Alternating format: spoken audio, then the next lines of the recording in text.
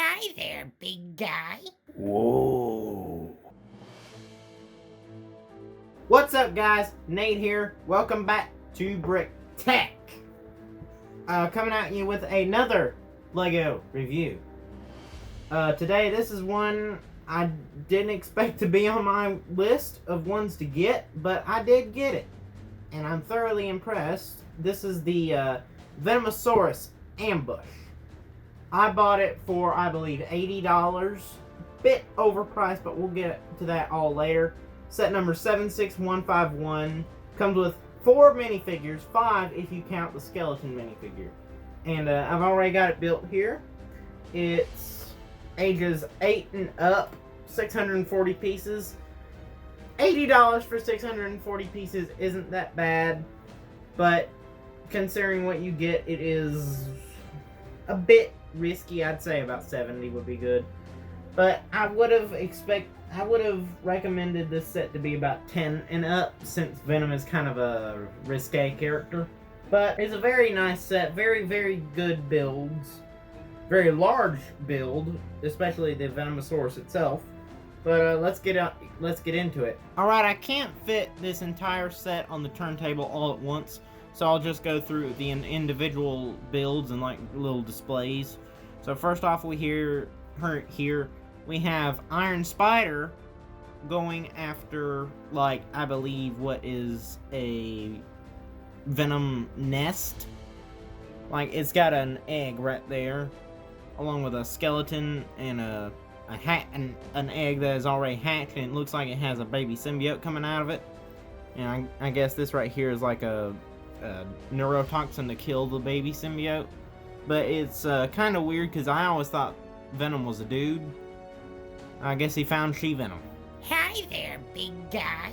Whoa. Here's a minifigure I've been trying over 10 years to get. This is the Ultimate Spider-Man variant of Iron Spider. Very good minifigure. Very good design for a character.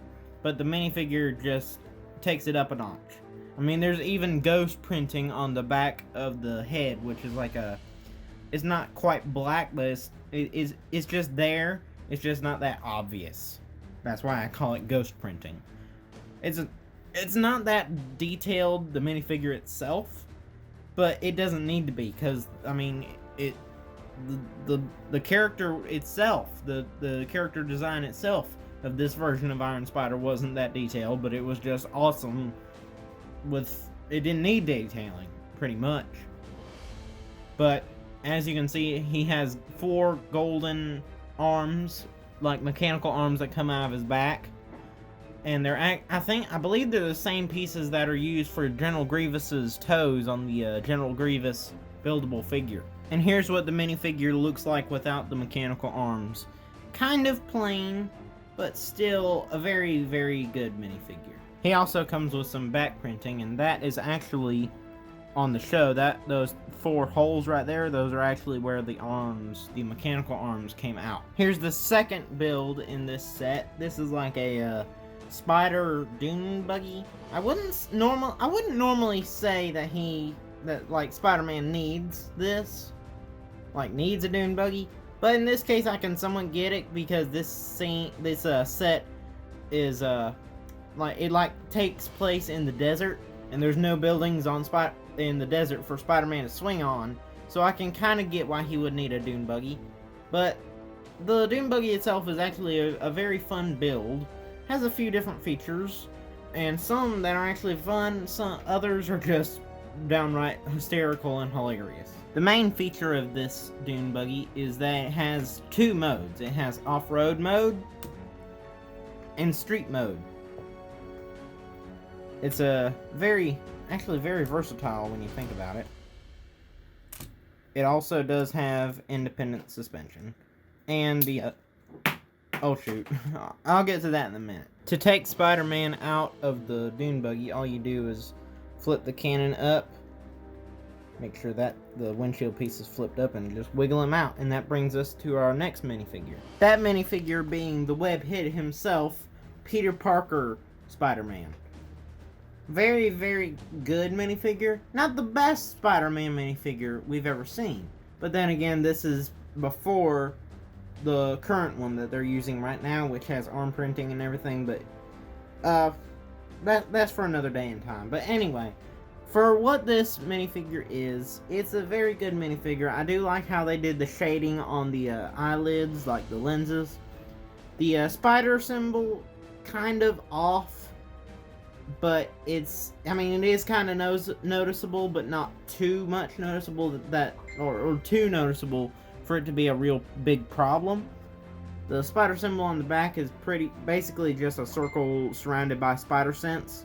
It's not that big a deal, but I do like that this minifigure does have the boot printing, like the bi-printed legs, the dual printed legs. So like the top part is blue and the bottom part is red.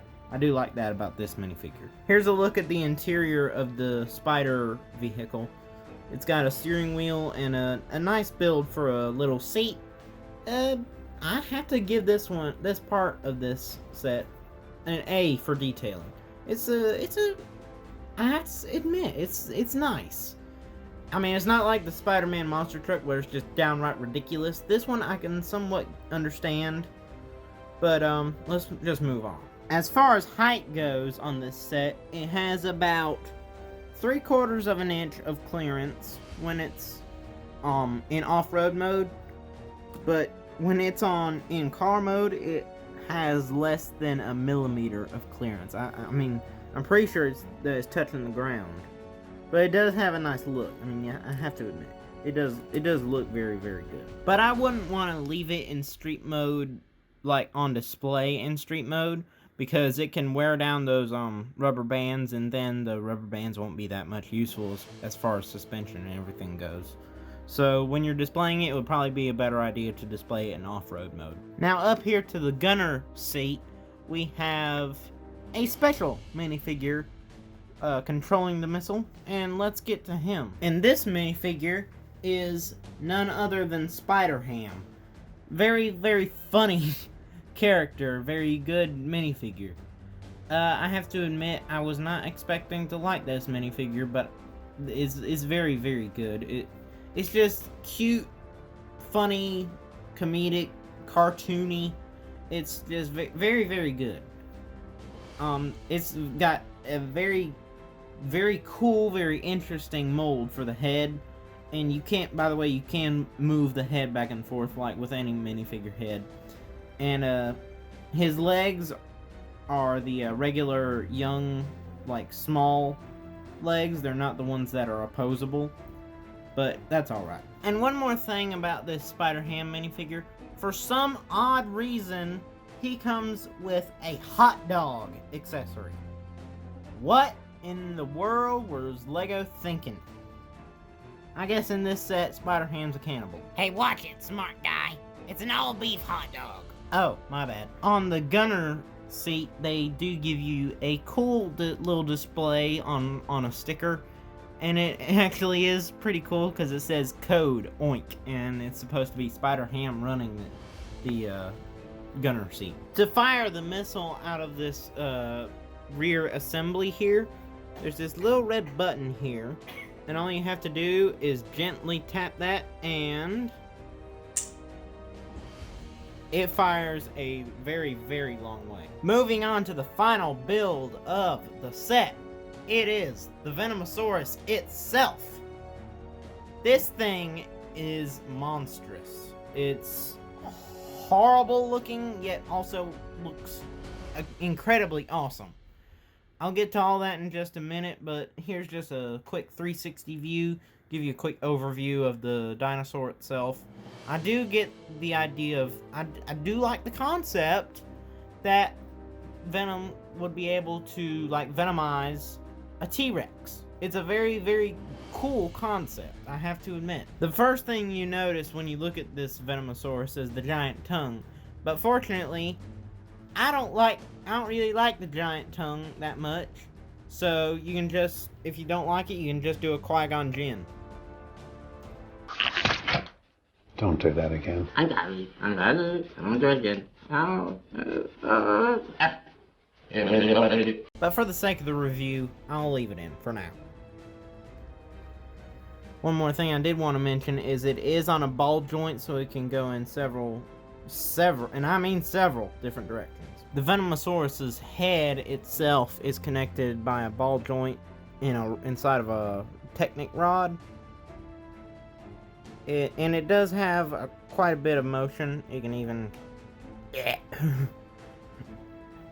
can even do that if you want to. Here at the back of the neck, it does have a bit of articulation. Not the head.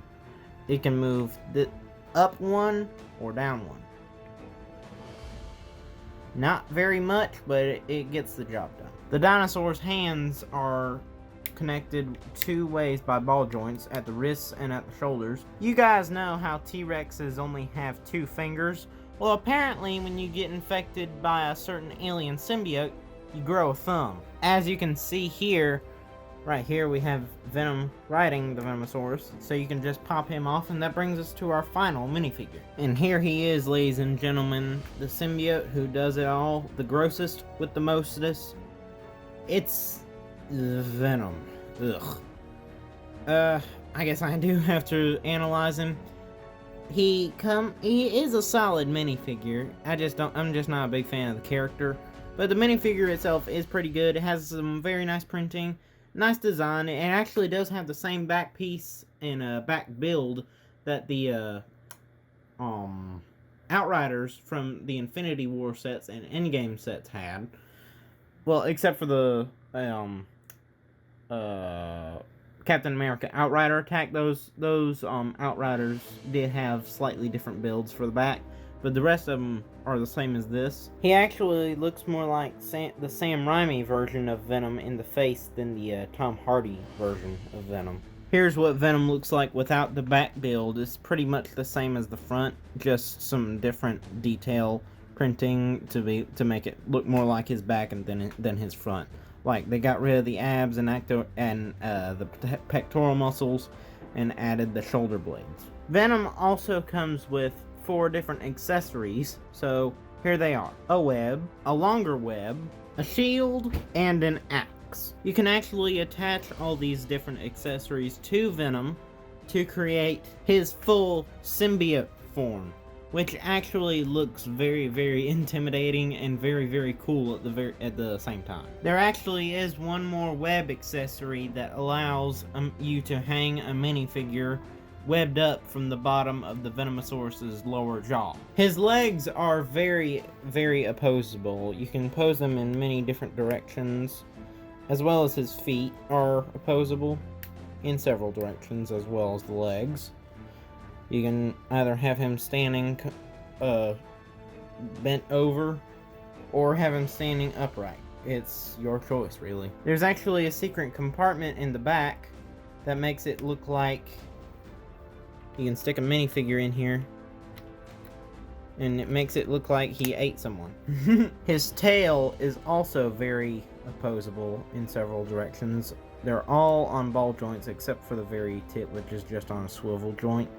But the sections are all very opposable, and I am very, very pleased with this set's opposability. All in all, guys, this is a very, very good set. I highly recommend it for someone that is a Spider-Man fan, especially with the new Venom movie out right now. I hear a lot of people are going crazy about it.